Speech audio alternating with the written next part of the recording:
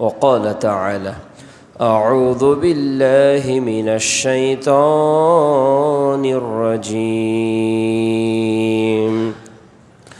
وما خلقت الجن والإنس إلا ليعبدون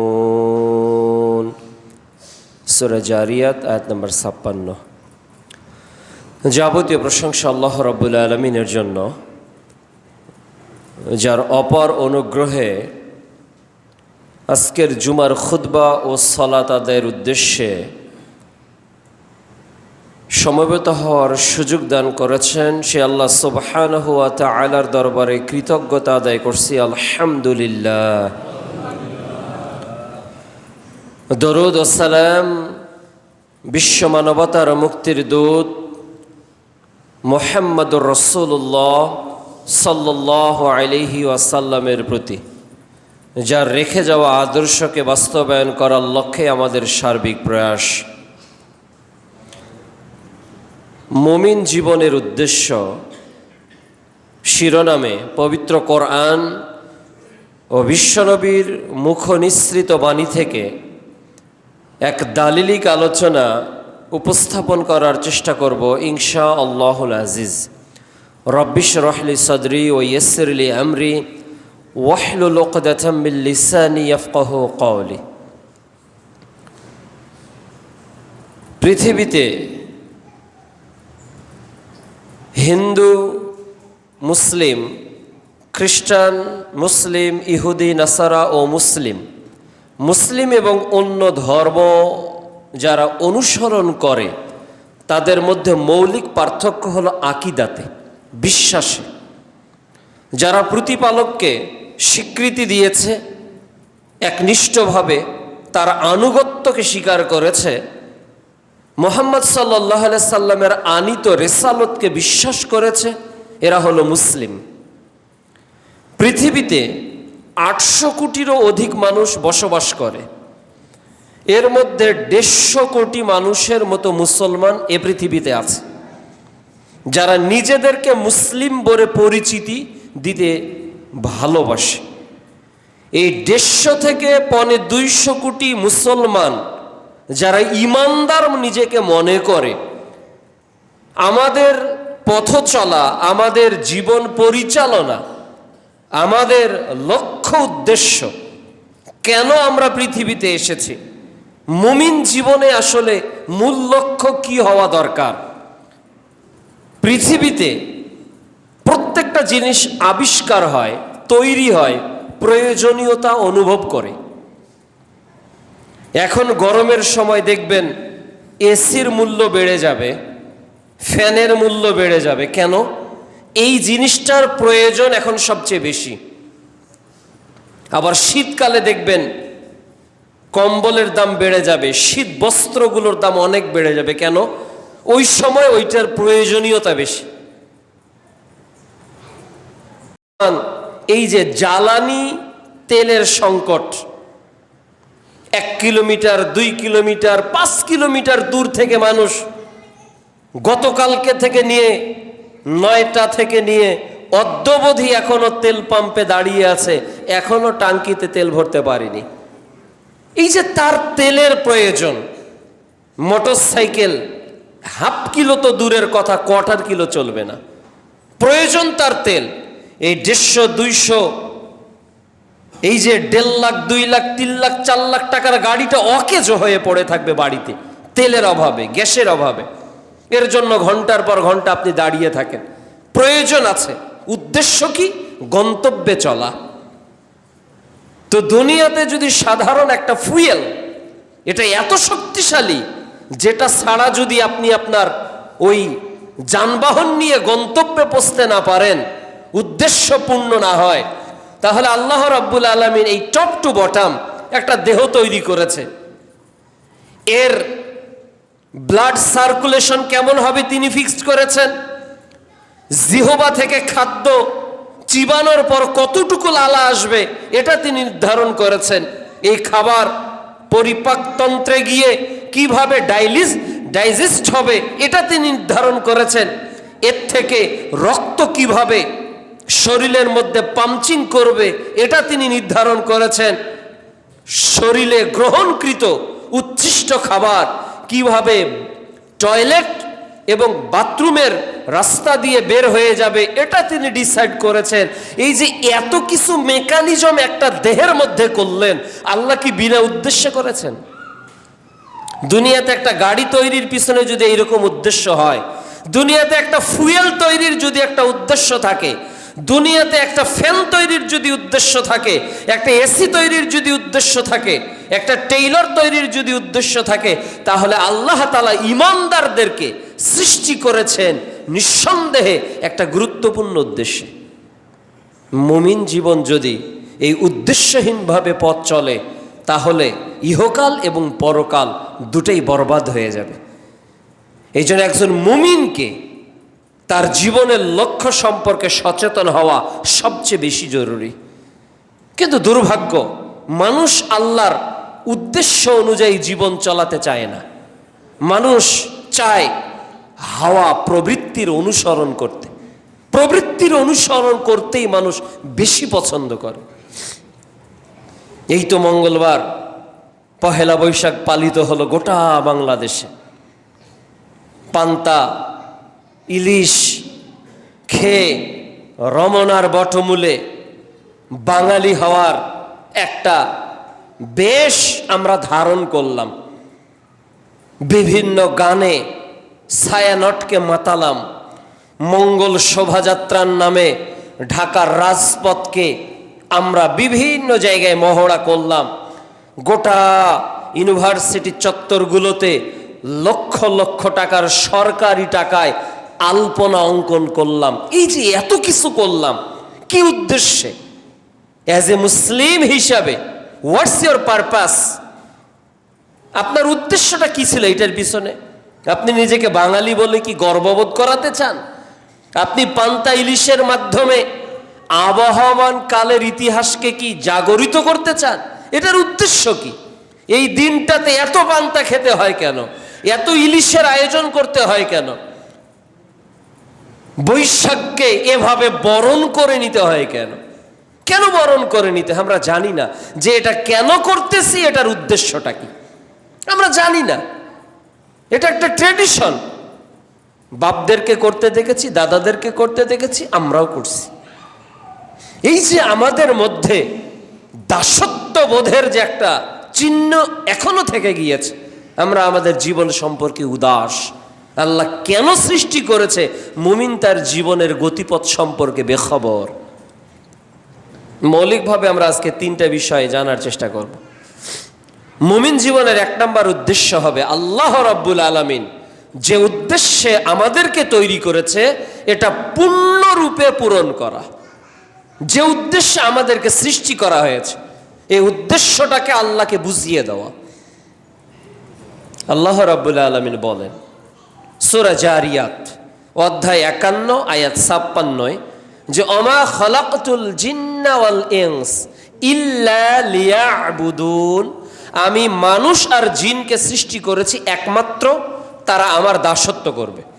তাহলে আল্লাহ তাআলা মানুষ কেন সৃষ্টি করেছেন এটার উদ্দেশ্য বলে দিয়েছেন। মানুষ কেন তৈরি হয়েছে? আল্লাহর ইবাদতের জন্য। এখন আপনি আমাকে, আপনি আপনাকে, আমরা প্রত্যেকেই নিজেদেরকে প্রশ্ন করি।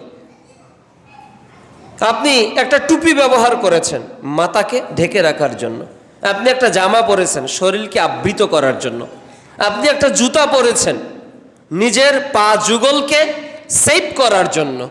তাহলে এই উদ্দেশ্য জুতা যদি পালন করতে ব্যর্থ হয়, জুতা আপনাকে ওই সার্ভিস দিচ্ছেন, আপনি পথ চলতে পারেন না জুতা পরে, এই জুতা কি আপনার পায়ের নিচে থাকবে? না, ওটা বিক্রি করে দিবেন। আপনি যে উদ্দেশ্যে জামা পরেছেন নিজের দেহকে আবৃত করার জন্য, আপনার পোশাক আপনার দেহের সেই আবরণকে রক্ষা করতে পারতেছে না। ছিঁড়ে গেছে জামা, ছোট হয়ে গেছে পাঞ্জাবি, ছোট হয়ে গেছে আপনার পোশাক, এই পোশাকটা কি করবেন? ফেলে দিবেন, অন্য কাউকে দিবেন। কেন?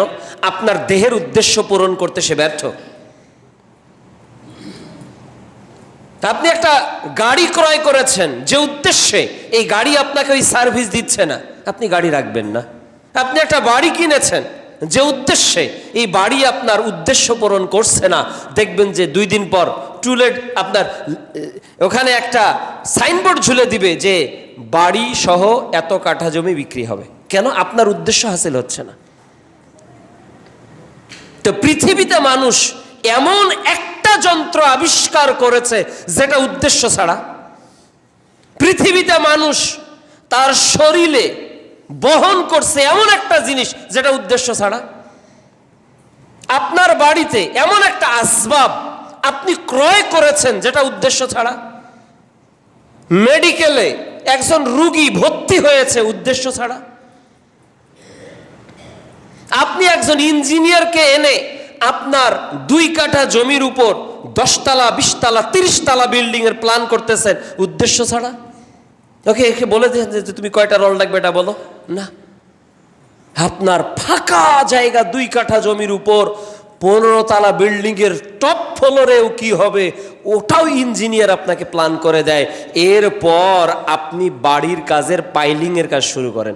কোন কত ফিট দূরত্ব থেকে আরেকটার পাইলিং হবে, একটা পাইলিং এর কি পরিমাণ গভীরতা হবে, একটা পাইলিং এর যে ঢালাইগুলো হবে এই ঢালাইতে কি পরিমাণ রড ব্যবহার করা হবে, কতটুকু সিমেন্ট ব্যবহার করা হবে, কতটুকু বালু ব্যবহার করা হবে, কতটুকু ব্রিক ব্যবহার করা হবে, এই উদ্দেশ্য ছাড়া কোনো ইঞ্জিনিয়ার দিয়ে আমরা কোনো কাজ দুনিয়াতে করাই না, কোনো কাজ করাই না।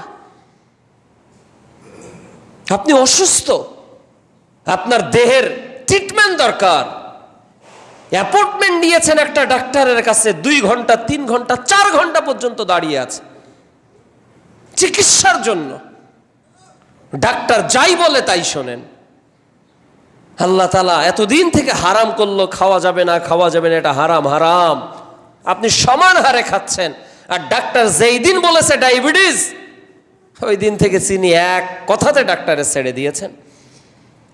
যেই দিন ডাক্তার বলেছে আপনার হাই প্রেশার, আপনার বিপি অনেক বেশি, গোস্ত খাওয়া যাবে না, ওই দিন থেকে লোলুপ দৃষ্টি গোস্তের দিকে পড়লেও একটা তুলে মুখে দেন না। তাহলে আপনি যখন একটা ডাক্তারকে প্রশ্ন করে জীবনের সুস্থতার উদ্দেশ্য বুঝতে পেরেছেন যে এটা আমার সুস্থতার পথে বাধা, হালাল গরুর গোস্ত ছেড়ে দিয়েছি, এটা আমার সুস্থতার পথে বাধা, হালাল মিষ্টিকে ছেড়ে দিয়েছি। কিন্তু রব যে উদ্দেশ্যে মানুষকে সৃষ্টি করেছে ওই উদ্দেশ্য বুঝ আসার পরেও আমরা ভুলে গিয়েছি। আল্লাহ রাব্বুল আলামিন বলছেন, আমি মানুষকে আর জিনকে সৃষ্টি করেছি একমাত্র আমার দাসত্বের জন্য, আমরা আল্লাহর দাসত্ব করব। তাহলে মুমিন জীবনের 1 নম্বর উদ্দেশ্য হলো আল্লাহ রাব্বুল আলামিন যা দাসত্বের বিধান হিসেবে পৃথিবীতে তার নবীর মাধ্যমে দিয়েছে এটার হুবহু অনুকরণ করা। এর কমও করা যাবে না, এর বেশিও করা যাবে না। প্রিয় নবী মুহাম্মদ রাসূলুল্লাহ সাল্লাল্লাহু আলাইহি ওয়াসাল্লাম বসে আছেন, একজন সাহাবী এসে বললেন, ইয়া রাসূলুল্লাহ, আমাকে এমন আমলের কথা বলে দেন যে আমল করলে আমি জান্নাতে যেতে পারবো। রাসূলুল্লাহ সাল্লাল্লাহু আলাইহি ওয়াসাল্লাম বললেন, তুমি 5 ওয়াক্ত সালাত আদায় করবে, তুমি রমাদানের সিয়াম পালন করবে, তোমার অর্থ থাকলে যাকাত প্রদান করবে, সামর্থ্য থাকলে হজ প্রদান করবে। এই ইবাদতের কথা তিনি বললেন। এবার লোকটা মুহাম্মদ সাল্লাল্লাহু আলাইহি ওয়াসাল্লামের সামনে আল্লাহর কসম করে বলল, ইয়া রাসূলুল্লাহ, আমি এর কমও করব না বেশিও করব না। এ কথা বলেই লোকটা চলে যাচ্ছিল। আর মুহাম্মদ সাল্লাল্লাহু আলাইহি ওয়াসাল্লাম বলছেন, যদি কেউ তার চোখকে শিথিল করতে চায় দুনিয়াতে জান্নাতি কোনো ব্যক্তিকে দেখে সে যেন ওই ব্যক্তির দিকে তাকায়। সুবহানাল্লাহ।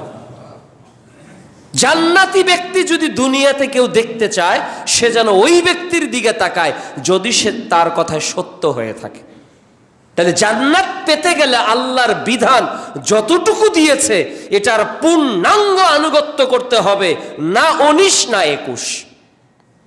এটা হলো মুমিন জীবনের 1 নম্বর উদ্দেশ্য। জীবন চলে যাবে কিন্তু আল্লাহর উদ্দেশ্য পূরণে আমি কখনো ব্যর্থ হব না। সন্তান চলে যাক, স্ত্রী চলে যাক, মা চলে যাক, বাবা চলে যাক, গোটা পৃথিবী একদিকে চলে যাক, কিন্তু সবার আগে যিনি আমাকে তৈরি করেছে, সবার আগে তার উদ্দেশ্য আমাকে পূরণ করতে হবে। এটা দুনিয়ার নিজাম, এটা দুনিয়ার সিস্টেম। অনেক উদাহরণ আপনাকে দেওয়া যাবে। একজন আর্মির সৈনিক আর একজন পুলিশের কনস্টেবল। এখন কোন পুলিশের এসআই যদি সৈনিককে আর্মির ডাক দেয়, আর কোন আর্মির অফিসার যদি পুলিশের কনস্টেবলকে ডাক দেয়, তাহলে কি তারা তাকে চিনে সাড়া দিবে? না, তারা তো চেনে না, তাদের ডিপার্টমেন্টের সেনা। উভয়ই সার্ভেন্ট অফ আওয়ার গভর্নমেন্ট, উভয়ই তো সরকারের চাকর, উভয়ে সরকারি চাকরি করে, কিন্তু আর্মির অফিসারের ডাকে সৈনিক সাড়া দেয়, আর এসআই এর ডাকে পুলিশের কনস্টেবল সাড়া দেয়। দুনিয়ার স্বাভাবিক একটা নিয়মে এক পোশাকধারী আর এক পোশাকধারীর কমেন্ট অনুসরণ করে না। কতটা আনুগত্যশীল, কতটা বোঝে আমাকে এই পুলিশ ডিপার্টমেন্টে চাকরি দেওয়া হয়েছে এএসআই এর আনুগত্য করার জন্য। এসআই কে নির্দেশ দেওয়া হয়েছে তুমি এসআই এর আনুগত্য করবে, এসআই কে নির্দেশ দেওয়া হয়েছে তুমি ওসির আনুগত্য করবে, ওসি কে নির্দেশ দেওয়া হয়েছে তুমি এসপির আনুগত্য করবে। এই যে চেইন অফ কমান্ডকে তারা ফলো করতেছে কেন? কেননা তারা জানে আমি যদি আমার বসের উদ্দেশ্যকে পূরণ না করি তাহলে আমার চাকরি থাকবে না। তাহলে আমাদের কি এই মনে হওয়া উচিত নয় যে আল্লাহ নির্দেশ দিয়েছেন হালাল, এটা গ্রহণ করো, আল্লাহ নির্দেশ দিয়েছেন হারাম, এটা বর্জন করো। আল্লাহ যা হালাল বলেছে তা ধরবো, তা করব, আল্লাহ যা হারাম বলেছেন তা ছেড়ে দিব। এটা কি নিজেকে প্রশ্ন করা উচিত না? আপনি কর্মচারী নিয়োগ করেছেন আপনার অফিসের কাজ করার জন্য, আপনার গার্মেন্টসের কাজ করার জন্য, আপনার বাড়ির কাজ করার জন্য 20,000, 30,000, 50,000 টাকা বেতন দেন, আর সকালবেলা দেখেন যে পাশের বাড়িতে ওই লোক কাজ করে। বিকালবেলা দেখেন আপনার কর্মকর্তা অন্যের অফিসের সফটওয়্যার ডেভেলপমেন্টের কাজ করতেছে আপনার অফিসের কাজ ছেড়ে দিয়ে। তাকে চাকরিতে কেউ রাখবেন? রাখবেন না তো। দুনিয়ার বসের কথা আনুগত্যের বাইরে চলে গেলে যদি চাকরিচ্যুত হতে হয়, তাহলে আল্লাহ যে উদ্দেশ্যে তৈরি করেছে এই উদ্দেশ্য পালনে ব্যর্থ হলে দুনিয়া এবং আখিরাত উভয় বরবাদ হয়ে যাবে। এখন আপনি আপনাকে প্রশ্ন করেন, আমি আমার রবের কত পার্সেন্ট আনুগত্য করি? যে উদ্দেশ্যে আমি তৈরি, আমি কত পার্সেন্ট আনুগত্য করি আল্লাহর? দেখুন, আল্লাহ রাব্বুল আলামিন আনুগত্য আমাদের চান। আল্লাহ চান বান্দা আমার আনুগত্য করুক।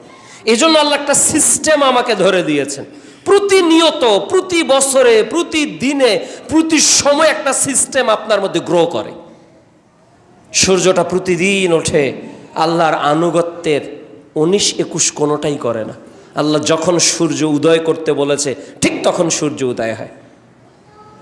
যখন আল্লাহ তাআলা আসমানকে নির্দেশ দেন, আসমান পানি বর্ষণ করে। যখন আল্লাহ জমিনকে নির্দেশ দেন, জমিন উর্বর হয়ে ফসল উৎপাদন করে। প্রত্যেকটা জিনিস আল্লাহর আনুগত্য মেনে চলে, কেবল মানুষ তৈরি হয় না।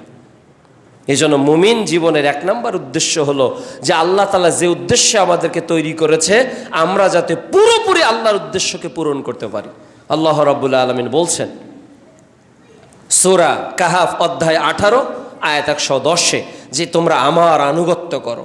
আল্লাহ তাআলা বলছে ফাদখুলি ফি ইবাদি ওয়াদখুলি জান্নাতি। 2 নম্বর, মুমিন জীবনের উদ্দেশ্য হবে জীবনের যত কর্ম, জীবনের যত অ্যাক্টিভিটিস আপনার আছে সবটাই কেবল আল্লাহর সন্তুষ্টির জন্য হতে হবে। রব যে কাজে সন্তুষ্ট এটা মুমিনের প্রধান লক্ষ্য হবে, রব সন্তুষ্ট কিনা, রবকে সন্তুষ্ট করার সর্বোচ্চ চেষ্টা করা। যদি মানুষ আল্লাহকে খুশি করতে না পারে, যদি মানুষ আল্লাহর সন্তুষ্টির লক্ষ্যে জীবনকে অতিবাহিত করতে না পারে, তাহলে আপনার পুরো জীবন ব্যর্থ, পুরো জীবন ব্যর্থ। যিনি আপনাকে এত কিছু দিল, আপনার মন চায় না রব আপনার প্রতি সন্তুষ্ট থাকুক, রব আপনার কর্মে সন্তুষ্ট থাকুক? আরে বসকে সন্তুষ্ট করার জন্য কত কর্মচারী কত কাজ করে, স্বামীকে সন্তুষ্ট করার জন্য স্ত্রী কত সাজুগুজু করে নিজেকে রিপ্রেজেন্ট করে। স্ত্রীর নিকট ভালো স্বামী হওয়ার জন্য, স্ত্রীর সন্তুষ্টি পাওয়ার জন্য আপনারা পুরুষরা তো জীবন পর্যন্ত বিলীন করে দিচ্ছেন। রাতকে রাত মনে করেন না, দিনকে দিন মনে করেন না, দেশ ছেড়ে প্রবাসে জীবন যাপন করছেন। সৌদি, কানাডা, দুবাই, গোটা পৃথিবীতে কোটি বাংলাদেশি ছড়িয়ে আছে পরিবারকে হাসি ফোটানোর জন্য। আপনার ছোট্ট সন্তানকে হাসি ফোটানোর জন্য মোবাইল করেছে, আব্বু কেকটা নিয়ে আসিও, আব্বু আমার লাল টুকটুকে জামাটা নিয়ে আসিও, আব্বু আমার জুতা জোড়া নিয়ে আসিও, আব্বু আমার এই প্রয়োজনটা নিয়ে আসিও। আপনি সব ভুলে গেলে এটা ভুলে যান না। এনে যখন মেয়েকে দেন, মেয়ের মুখের হাসিতে আপনি আনমনা হয়ে যান। আপনার স্ত্রীর সন্তুষ্টি দেখে আপনি আবেগে আপ্লুত হয়ে যান। হে পৃথিবীর মানুষ, আজকে যদি স্বামী হয়ে স্ত্রীকে সন্তুষ্ট করার জন্য এত ত্যাগ স্বীকার করতে পারি, বাবা হয়ে সন্তানকে সন্তুষ্ট করার জন্য এতটা ত্যাগ স্বীকার করতে পারি, যে মহান রব আপনাকে আমাকে সৃষ্টি করেছে, তার সন্তুষ্টির জন্য আমি কি করেছি? কতটা রাত জেগে ইবাদত করেছি, রব খুশি হবে? কতক্ষণ তেলাওয়াত করেছি, রব খুশি হবে? কতটা দান করেছি, রব খুশি হবে? কতটা ধৈর্য ধরেছি, রব খুশি হবে?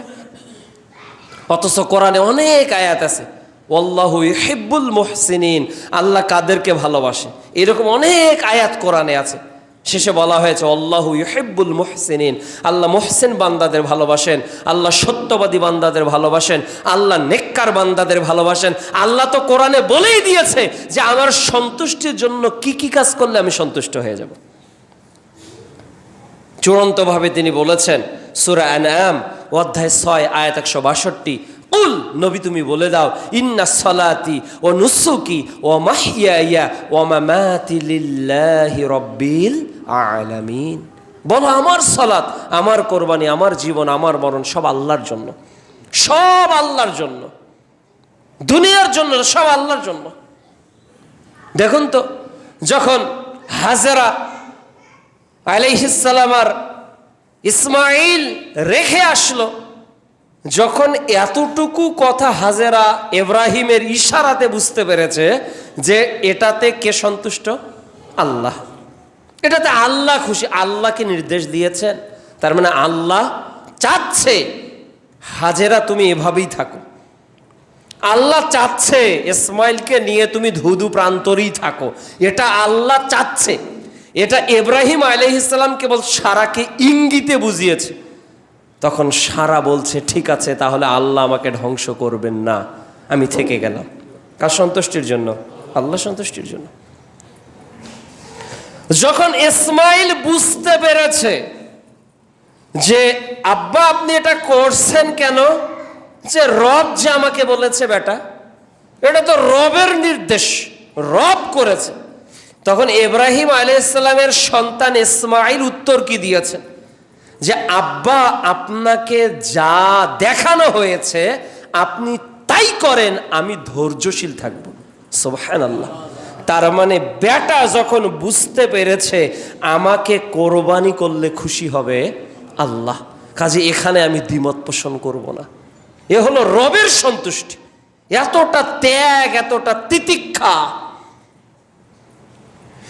যখন নৌকাতে ওঠার জন্য নূহ আলাইহিস সালাম বারবার কেনানকে বলছে, কেনান আসো, আর বাঁচবে না।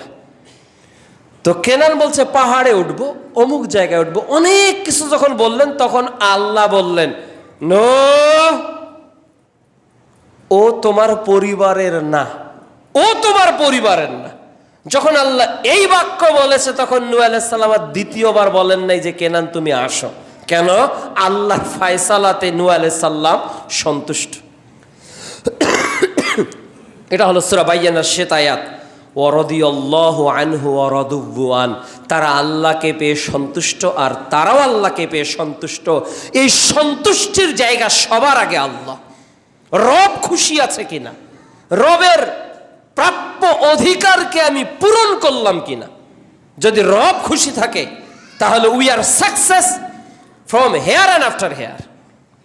যদি রব খুশি থাকে তাহলে আমরা দুনিয়াতেও সফল, পরকালেও সফল।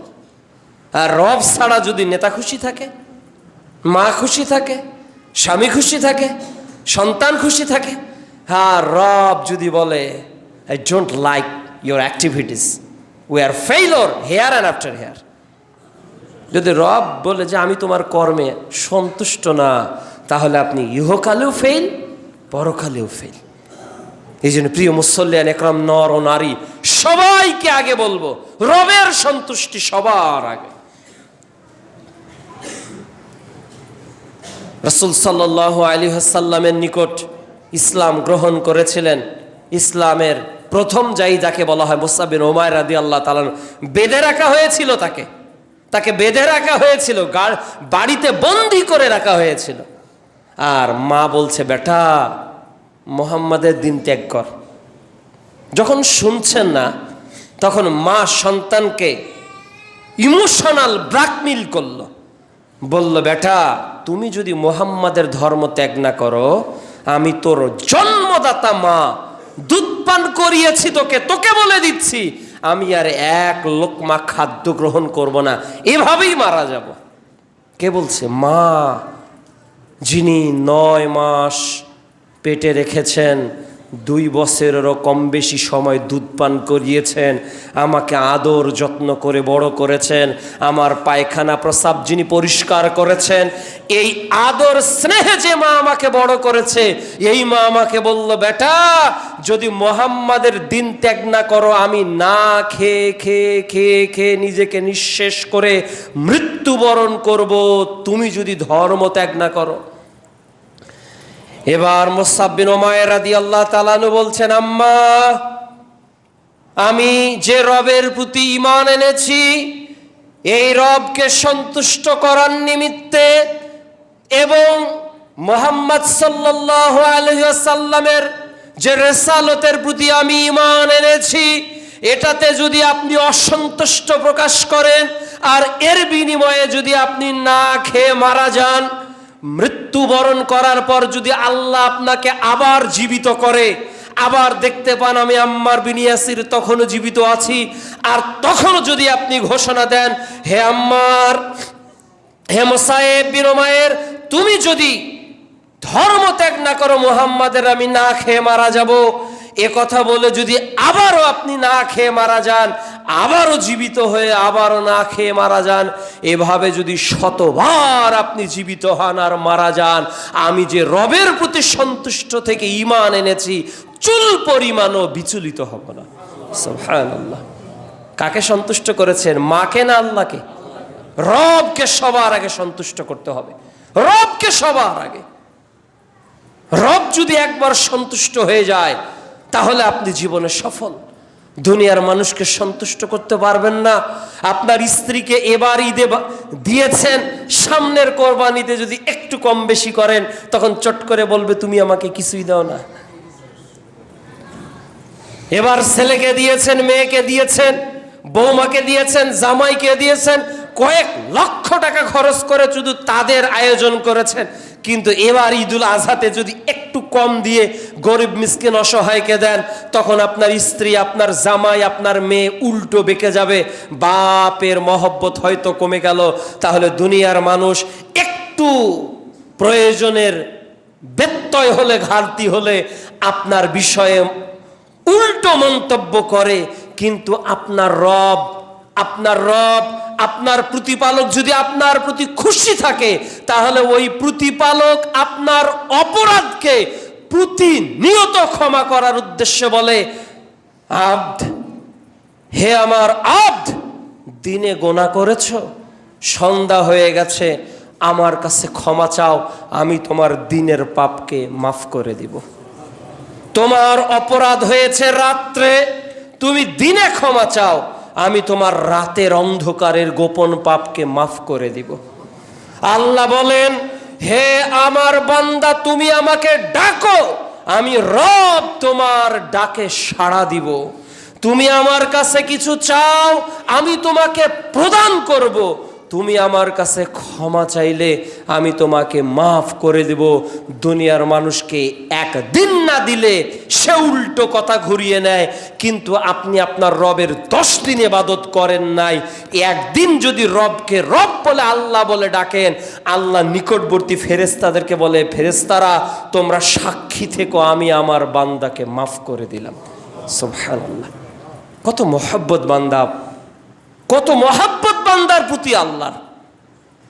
তৃষ্ণার্ত কুকুরকে পানি পান করানোর জন্য পতিতালয়ের নারীকে মাফ করে যায়। ইস্তেগফার পাঠ করে ফিরে আসার জন্য 100 জন খুনির অপরাধীকে ক্ষমা করে দেয়। এই রবকে সন্তুষ্ট করতে যদি না পারেন, দুনিয়াতে আপনি ব্যর্থ। কি বুঝলেন? একজন পতিতালয়ের নারী কুকুরকে পানি পান করে রবের সন্তুষ্টি পেয়েছে। একজন 100 মানুষকে হত্যা করে ভালো হওয়ার আগেই চেষ্টা করেছে, আল্লাহ তার প্রতি সন্তুষ্ট হয়েছে। এত নিকৃষ্ট ব্যক্তিদের এত নিকটে নেকিয়ে করেনি, এরপরও যদি আল্লাহ তাদের প্রতি সন্তুষ্ট হয়, তাহলে বলেন তো পৃথিবীকে বান্দাকে সন্তুষ্ট করা সহজ নাকি রবকে? রবকে। এই জন্য মুমিন জীবনের উদ্দেশ্য হবে, দুনিয়াতে কে বেজার থাকলো, কে ভালো বললো, ডাজেন্ট ম্যাটার, আমার রব আমার প্রতি সন্তুষ্ট কিনা। রব আপনার প্রতি সন্তুষ্ট কিভাবে বুঝবেন? রব আপনার প্রতি সন্তুষ্ট কিভাবে বুঝবেন? রব আপনার প্রতি সন্তুষ্ট নানাভাবে বোঝা যাবে। এক, রাসূল সাল্লাল্লাহু আলাইহি ওয়াসাল্লাম বলেন, যাকে যে উদ্দেশ্যে তৈরি করা হয়েছে তার জন্য সেই কাজটাকে সহজ করা হয়েছে। সহজ করা হয়েছে মানে যাকে জান্নাতের জন্য আল্লাহ তৈরি করেছে, তার সালাত আদায় করা, তার কোরআন তেলাওয়াত করা, তার দাওয়াতের পথে সময় ব্যয় করা, তার ইসলামের পরিবেশে থাকাটা সহজ করে দিয়েছে। আর যাকে জাহান্নামের জন্য তৈরি করা হয়েছে, দেখবেন যে ও প্রকাশ্যভাবে সিগারেট খায়, ওর মধ্যে পাপের অনুভূতির কোনো জাগরণ সৃষ্টি হয় না। ও সেলুনে গিয়ে সমানে ক্লিন শেভ করে, ওর মধ্যে অপরাধ বোধের জাগরণ তৈরি হয় না। ও রাত দিন মোবাইলে পাবজি, ফ্রি ফায়ার খেলতেছে, টাবা, ক্রামবোর্ড, লুডো সব খেলতেছে, ওর মধ্যে পাপের বোধোদয় হয় না। ও মদ খাচ্ছে, চুয়ানি খাচ্ছে, গাঁজা খাচ্ছে, ওর মধ্যে কোনো অনুভূতি শক্তি নেই। ও এত গান শোনে, ওর মধ্যে অনুভূতি নেই। আর আপনি একটু যদি পাপের দিকেও যান, ডানে একবার বামে একবার, কত চিন্তা ভাবনা করে অনেককে পাপ করতে হয়। কেন? আপনাকে ওই উদ্দেশ্যে আল্লাহ তৈরি করেন। আপনি জান্নাতি লোক, এই জন্য পাপ করতে আপনাকে নানা চিন্তা করতে হয়। যে পাপ করতে কোনো টেনশন করতে হয় না, তার জন্য ওই কাজ সহজ। তার মানে তাকে জাহান্নামের জন্য তৈরি করা হয়েছে। আল্লাহ তাআলা যেন আমাদেরকে হেফাজত করেন। আল্লাহুম্মা। বুঝবেন কিভাবে আল্লাহ আপনার প্রতি সন্তুষ্ট? নেক কাজে আপনার আগ্রহ বেড়ে যায়, নেকির কাজে আপনার আগ্রহ বাড়ে, নেকির কাজে আপনার মন বসে যায়, তাহলে বুঝবেন আপনার রব আপনার প্রতি সন্তুষ্ট। 3 নাম্বার আজকের আলোচনায় যে গুরুত্বপূর্ণ বিষয়টি বলবো, যে মুমিন জীবনের 3 নাম্বার উদ্দেশ্য হবে যে আমরা যাতে জান্নাতকে আমাদের গন্তব্য হিসেবে নির্বাচন করতে পারি। জান্নাতকে মুমিন জীবনে বারবার যে কথাটা আওড়াবে, এর নাম কি? জান্নাত। বারবার জান্নাত। এই জন্য আল্লাহ কোরআনে জান্নাতের কথা বেশি বলেছে নাকি জাহান্নামের? জান্নাতের কথা বেশি বলেছে, জান্নাতের কথাই বেশি এসেছে। এই জন্য মুমিনের 3 নাম্বার লক্ষ্য হবে আমরা জান্নাতের লক্ষ্যে যেন সব কিছু করতে পারি। রাসূলুল্লাহ সাল্লাল্লাহু আলাইহি সাল্লাম বলছেন, সহিহ বুখারী 2848 নম্বর হাদিস, যে আবু হুরায়রা থেকে বর্ণিত, রাসূলুল্লাহ সাল্লাল্লাহু আলাইহি সাল্লাম বলেছেন, ক্বালাল্লাহু তাআলা, আল্লাহ তাআলা বলছেন যে আমি আমার বান্দার জন্য এমন জান্নাত প্রস্তুত করেছি, মা আইনুন রাত, যা চোখ কখনোই দেখেনি, ওয়ালা উযুন সামিআত, যা কখনো কান শোনেনি, ওয়ালা খাতারা আলা কলবি বাশার, আর যা অন্তর কখনো কল্পনাও করেনি। এরকম একটা জান্নাতের আকাঙ্ক্ষা মুমিন জীবনে থাকবে, জান্নাতের আকাঙ্ক্ষা থাকবে, প্রতিনিয়ত জান্নাতের আকাঙ্ক্ষা। আমরা কিছু বাড়ি আছে না, যে বাড়িগুলো ডিজাইন অপলক নয়নে চেয়ে থাকি, ভাই ড্রয়িং রুমটা করতে কত টাকা খরচ হয়েছে, ভাই কিচেনটা এত সুন্দর, টাইলস কোথা থেকে নিয়েছেন, এগুলো জাগে না? জাগে না? মানুষের বাড়ি দেখে একটু আগ্রহ হয়, মানুষের গাড়ি দেখে আগ্রহ হয়, মানুষের পোশাক দেখে ভাই কাপড়টা কোথায় কিনেছেন, জুতাটা কোথায় কিনেছেন। না, মুমিন বান্দাদের টার্গেট থাকবে জান্নাত। আল্লাহ জান্নাতে আমাকে কি দিবে, জান্নাতে কি দিবে। এবং সাহাবীদের টার্গেট মূলত এটাই ছিল, তারা জান্নাতের লক্ষ্যেই কাজ করতেন।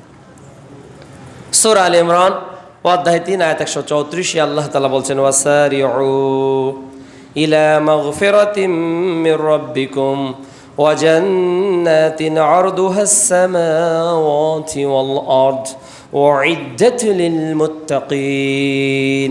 কি সুন্দর আয়াত। আল্লাহ বলছে দৌড়াও, হে ইমানদারেরা প্রতিযোগিতা করো বিল্ডিং তৈরির, প্রাসাদ তৈরির, গাড়ি বাড়ি টাকা পয়সা নাও।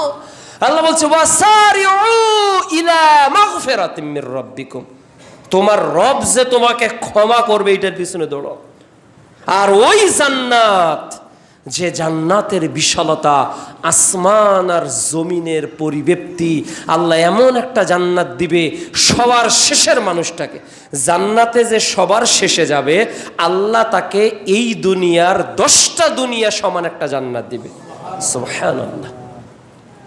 প্রিয় নবী যুদ্ধের মাঠে বলছেন জান্নাতের দিকে যাও, দৌড়াও জান্নাতের দিকে। সাহাবী বলছে যে বাহ বাহ, বেশ তো আল্লাহ রসুল, খুব ভালো কথা। এ কথা শোনার পর আল্লাহ রসুল বললেন যে তুমি এটা বললে কেন? তখন তিনি বলতেছেন যে আল্লাহ রসুল, এই যে আমার হাতের খেজুর আছে, এই খেজুরগুলো যদি আমি এখন খেতে থাকি, আর জান্নাতের যে আহ্বান আপনি করলেন এটা যেতে আমার দেরি হয়ে যাবে। দুনিয়ার খেজুরগুলোতে তিনি মাটিতে ফেলে দিয়ে, বালুর মধ্যে ফেলে দিয়ে, ওই পলিথিন ওইভাবেই রেখে তিনি কাফেরদের মধ্যে ঢুকে গেলেন, কাফেরকে হত্যা করে নিজেও শহীদ হয়ে আল্লাহ রাসূলের প্রতিশ্রুত সেই জান্নাতটা অর্জন করে নিলেন। সুবহানাল্লাহ। জান্নাত, এর জন্য তারা কাজ করেছে। একজন ব্যক্তি রাসূল সাল্লাল্লাহু আলাইহি সাল্লামের কাছে উজুর পানি নিয়ে দিতেন, তাহারাতের জন্য পানি নিয়ে যেতেন। একদিন প্রিয় নবী ওই সাহাবীকে বলতেছে, সাহাবী তুমি কি চাও বলো তো আমার কাছে, তোমার কিছু চাওয়া আছে আমার কাছে, কি চাও তুমি, তুমি আমার কাছে কি চাও?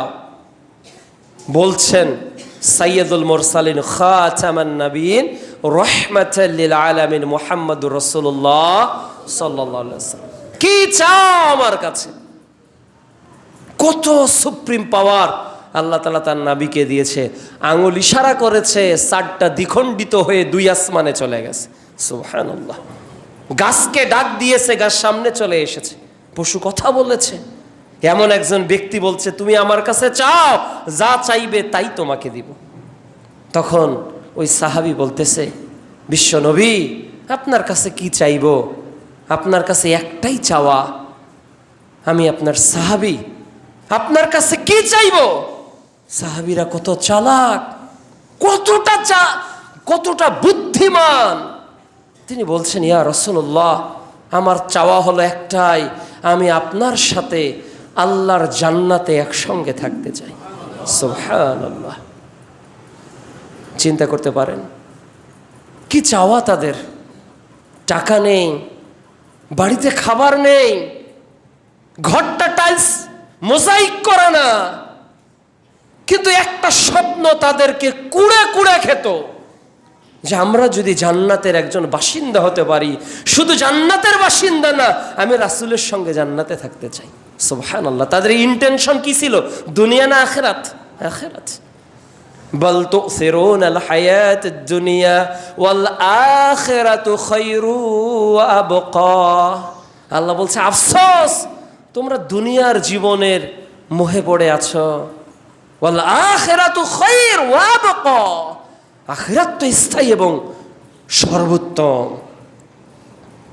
দূর অতীতে আরেকটু চলে যান, অত্যাচারিত হচ্ছেন একজন নারী, কেউ প্রতিবাদ করার নেই। নির্যাতন যিনি করতেছেন তিনি তার স্বামী, তিনি তার স্বামী। হাত বাঁধা, পা বাঁধা, লোহার পেরেক দিয়ে আঘাত করা হচ্ছে হাতে একজন নারীর। হাত তুলে ফরিয়াদ করারও শক্তি নেই। আসমানের দিকে যেন চোখটা অবলীলায় তাকিয়ে বলছে, হে আমার প্রতিপালক, জান্নাতে আমার জন্য একটি ঘর বরাদ্দ করো, আর এই অত্যাচারী ফেরাউনের শাস্তি থেকে তুমি আমাকে বাঁচাও। বলেন তো ওই নারীকে? আসিয়া। চিন্তা করতে পারেন কি চেয়েছে দুনিয়াতে? দুনিয়াতে কি চেয়েছে? কিছুই চাইনি। চেয়েছে কোথায়? জান্নাতে। জান্নাতে চেয়েছে। যুদ্ধের মাঠে ছুটে গেছেন, গোসল করার সময় পাননি, জান্নাতের আশায়। এই তো জান্নাতের প্রতিযোগিতা তারা করেছেন।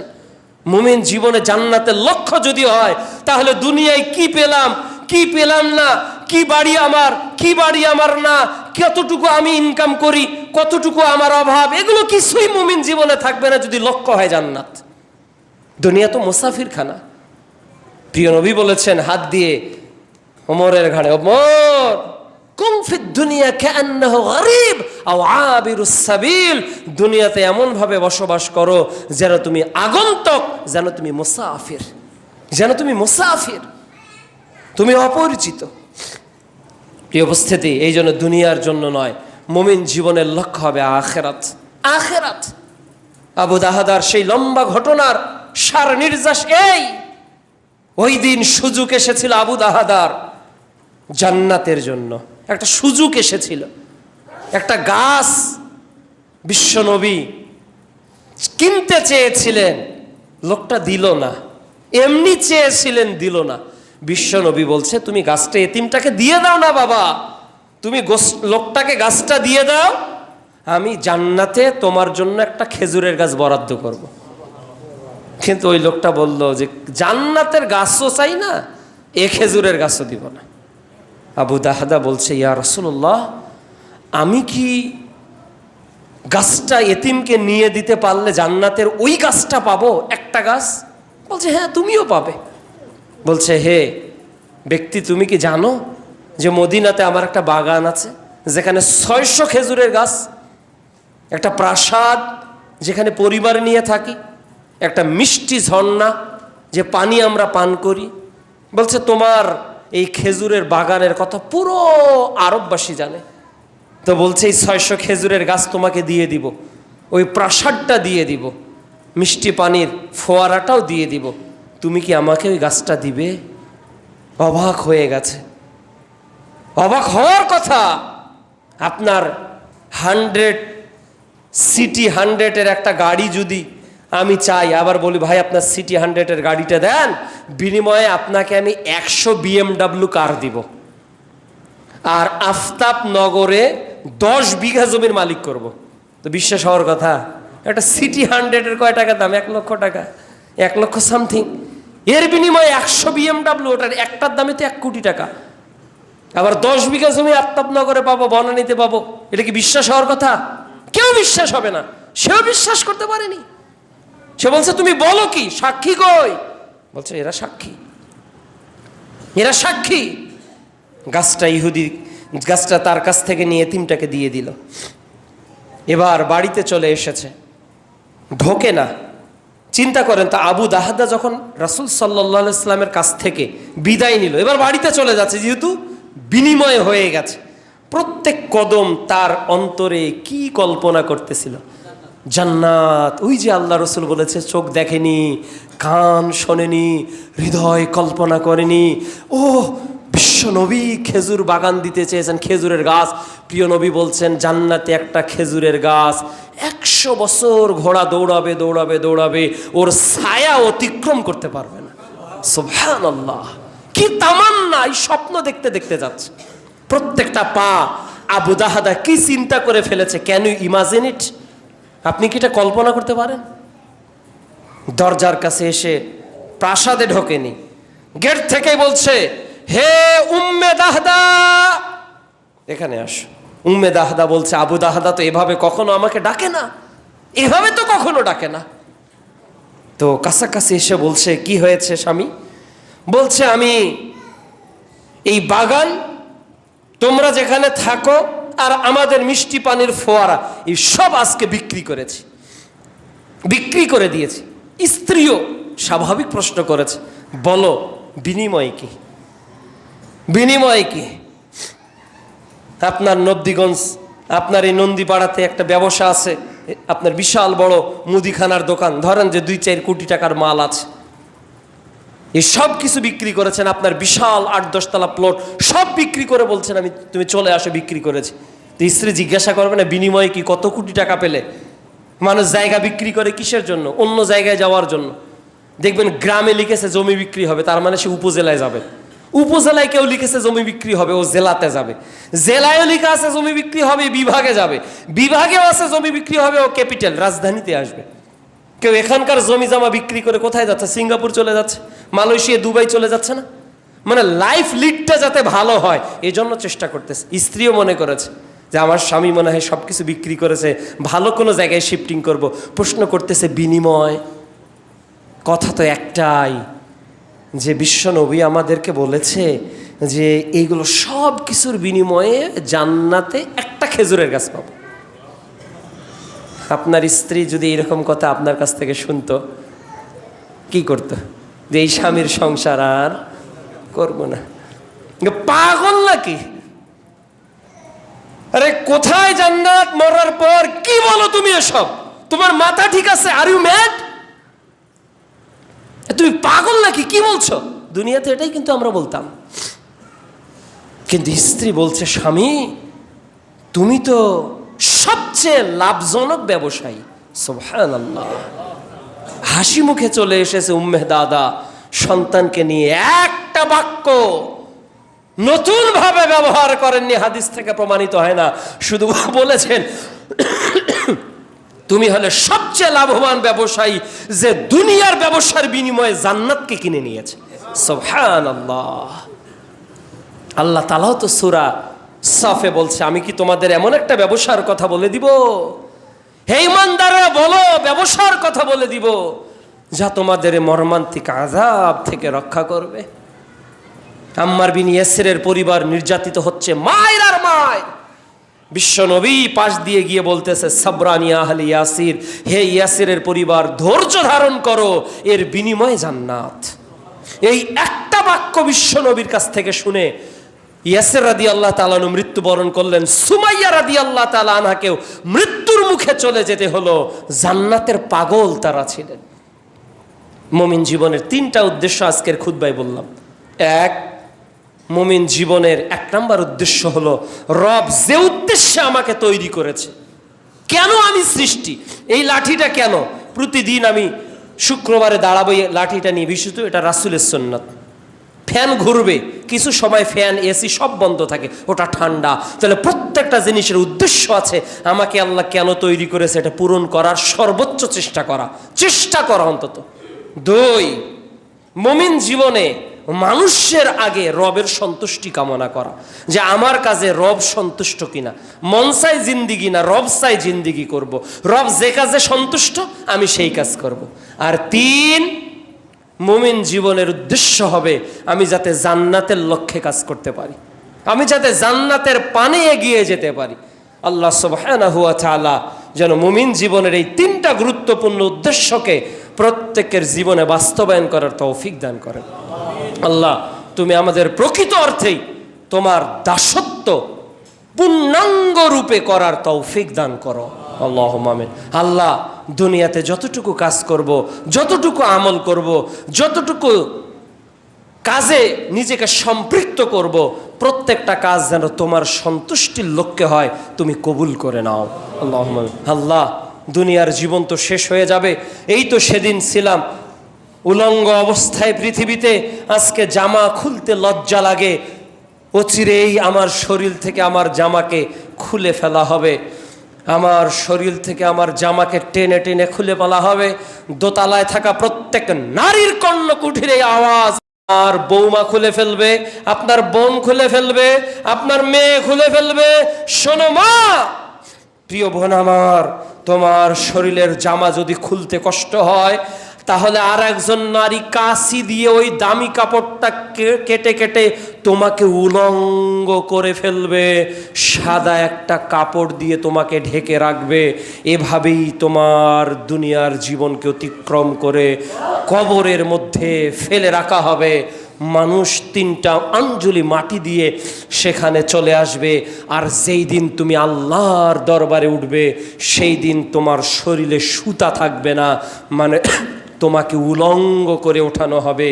ওই দিন যদি জান্নাত মিস হয়ে যায়, জান্নাতের লক্ষ্যে যদি মুমিন জীবন পরিচালিত না হয়, তাহলে তোমার সৌন্দর্য দিয়ে ওই দিন কোনো কাজ হবে না, তোমার টাকা পয়সা দিয়ে ওই দিন কোনো কাজ হবে না, তোমার ক্ষমতা দিয়ে ওই দিন কোনো কাজ হবে না। তোমার কাজ হবে যদি জান্নাতকে দুনিয়াতে অর্জন করে নিয়ে যেতে পারো। আল্লাহ তুমি আমাদের সেভাবে চলার তৌফিক দান করো।